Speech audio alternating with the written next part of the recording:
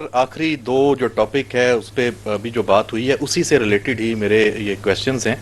एक ही सवाल है, दोनों चूंकि इंसदाद दहशतगर्दी का जो चैलेंज है उससे जो जो रुकावटें हैं, एक तो अफगानिस्तान की बात हो रही है, पहले उसका साथ लिंक दे दूं कि अफगान तालिबान रजीम आज इस प्रेशर में मैं ये समझता हूँ कि पहली दफ़ा एक गैर मुबहम अंदाज में हमने पाकिस्तान ने उनको अपनी किताब से फारग कर दिया है।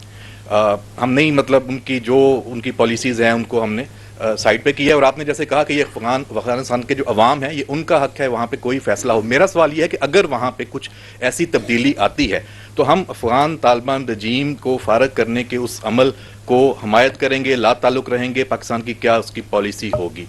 दूसरा सर, जो इंसदाद दहशतगर्दी के हवाले से हमारी जो एफर्ट्स हैं उसमें जो सबसे बड़ी रुकावट है वो इस वक्त बाकी 3 सूबों से हट के खैबर पख्तूनख्वा की जो हुकूमत है वो हमें नज़र आ रही है। आपने जो क्लिप्स भी सुनाए हैं वहाँ की जो लीडरशिप है, और वो तो मैं दूसरा लफ्ज़ इस्तेमाल नहीं करता, वो तो शागिर्द हैं, असल गुरु तो और हैं उनके। वज़ीर आला जो खैबर पख्तूनख्वा है उनका जिक्र आज थोड़ा कम हुआ है।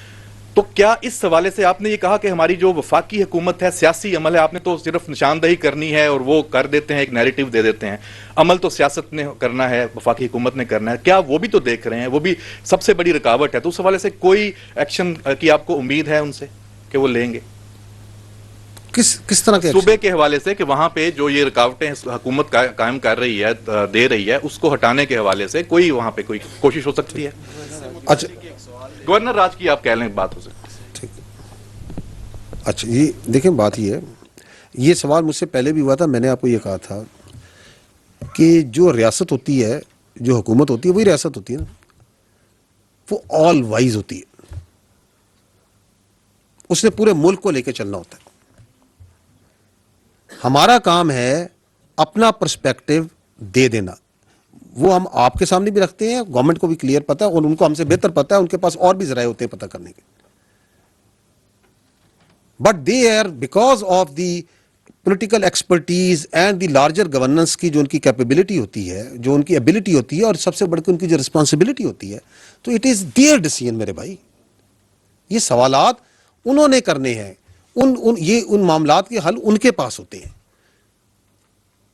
ठीक है? This is for them to decide and they have to see multiple things.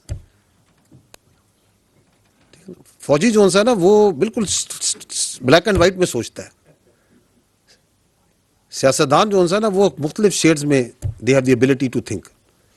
इसलिए हम कहते हैं वो all wise, so they know it better in the interest of the state. And let me assure you, let me tell you कि आपकी जो हुकूमत है, आपकी जो हुकूमत है, जो रियासत है, वो उसके साथ पाकिस्तान के बाकी जितने इदारे हैं वो मुकम्मल हम आंगी और लॉक स्टेप में चल रहे हैं।